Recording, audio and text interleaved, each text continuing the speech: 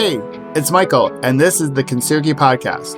I'll be back in a minute with today's conversation about resilience. But first, if you're interested in creating a better life, having a better career, please visit KintsugiPodcast.com and grab your free workbook on how to have a better life. In it, you'll discover tips and routines so you can find the energy for the things and the people who matter most, so you can create a better tomorrow and create the life and career you desire.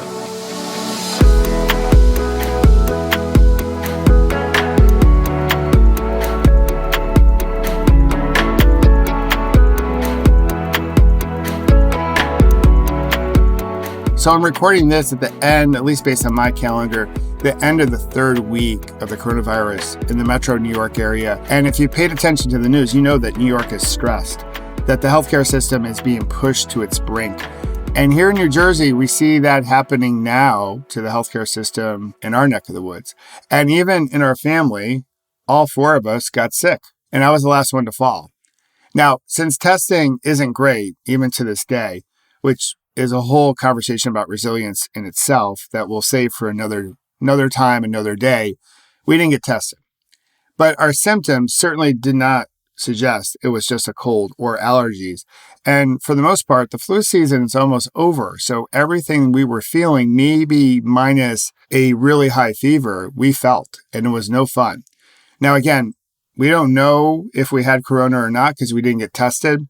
And we certainly know people with very significant severe cases, maybe like you know someone. We also know people that have had very mild cases, milder than ours. So if we had it, we had a mild case, which we are completely grateful for. It was not easy to be sick as a family and in lockdown. We went through a moment as a family, but we're going through a moment as a society, as a planet. And I know this moment too shall pass, as I mentioned in a previous conversation about resilience. So if I have a cough today during our conversation or sound raspy, please be patient with me because this is a new venture for me, new project. So many people encouraged me for so long to launch the Kintsugi Podcast and have conversations about resilience because they understand what I went through in my crisis, my last bad day crisis that I shared with you in the very beginning. All the different emotions I felt, especially the whole thing about uncertainty, we're feeling right now. So as I launch new conversations about resilience in the month of April, I'll release new conversations on Monday, Wednesday, and Friday. But the ones on Wednesday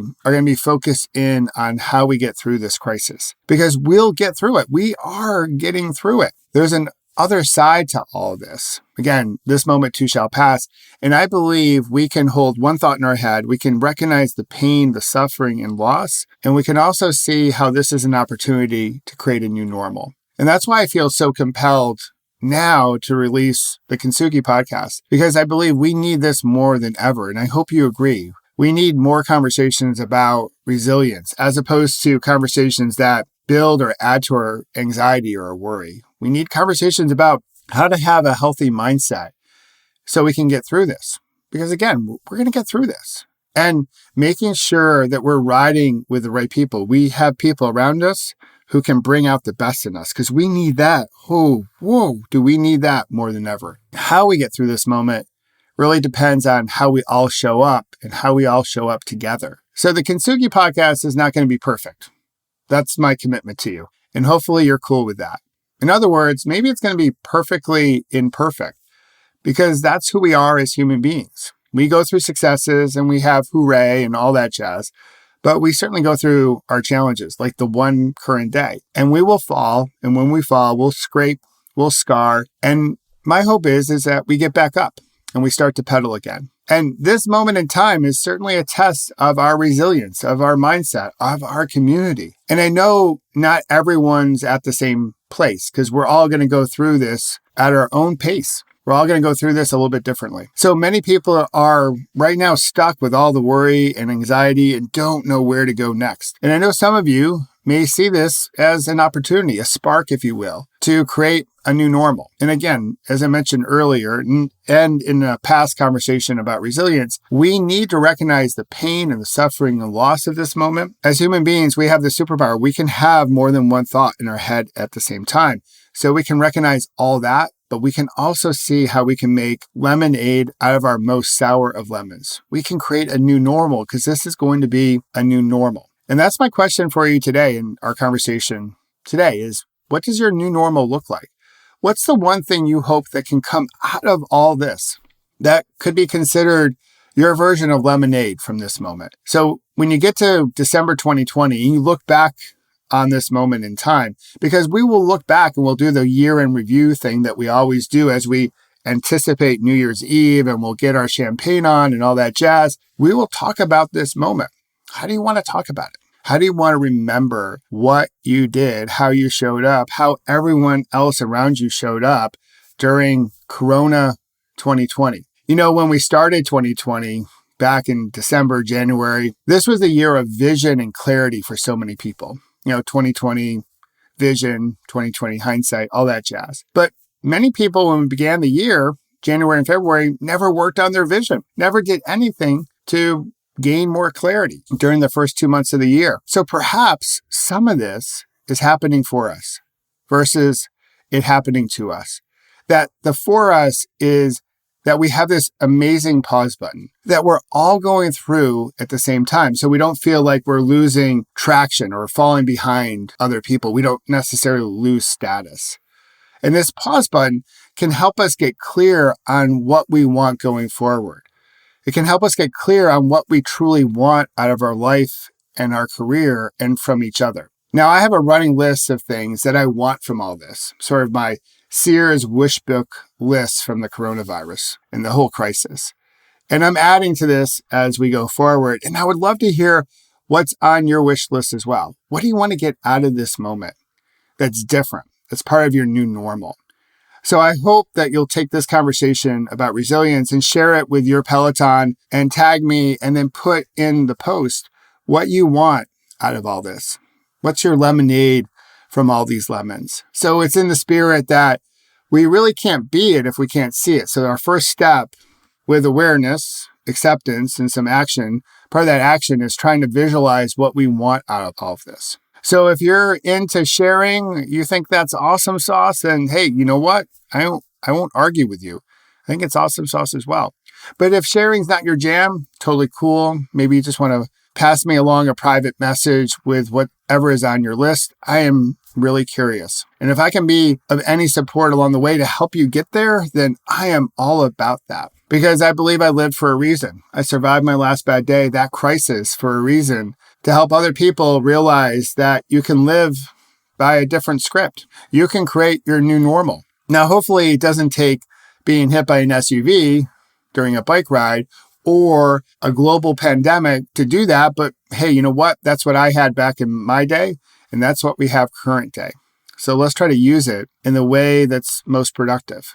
So to get us going, let me share 10 that are from my list. Here's number 1. Got to start here. I hope through all this, we live with more compassion and patience and kindness for each other. Gosh, we're so busy on our hamster wheel that we've lost this ability to be compassionate day in and day out.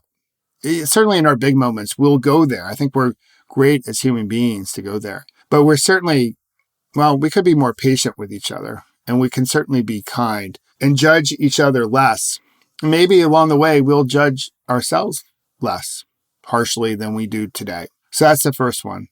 Coming out of it, I hope we can be more compassionate, more loving, more patient, and kinder to ourselves and to each other. When it comes to career, I hope that work from home helps us see that we've been bringing home to work all along. That whether we care to admit it or not, or recognize that in our corporate environments, we have brought our full selves to work each and every day. We've just trained people to push that down and not necessarily show all of us to all of us. But with work from home and Zoom and Skype, we get to see a little bit of everyone's world.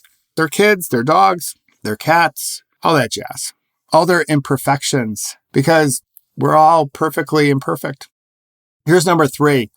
I hope we realize that we have been and we will continue to be resilient AF. Got to keep it clean for the podcast. That we get through our tough moments. We have survived 100% of our bad days, and we'll get through this as well. And we never forget that. That's what I hope, is that we can take on big challenges. Because when we take on big challenges, we have so much growth. Tends to bring out the best in us. Tends to be those moments that make us stronger and smarter and brighter.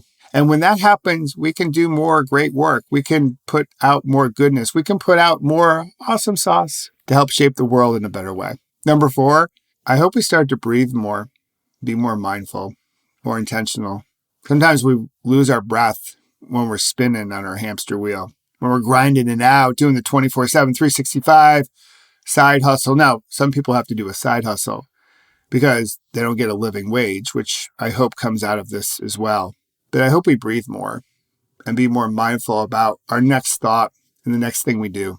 Number 5, I hope we realize that we're never too busy to plan because we're always too busy for a crisis. I call this the first mile, which I'll talk about in a future conversation about resilience. That planning, which we never think we have enough time to do a little prevention, but we always seem to be able to drop everything to put out a fire, to handle a crisis. That maybe with a little bit more planning, even though we thought we didn't have time for it, we could have prevented some of the loss, much of the pain and suffering that we see current day.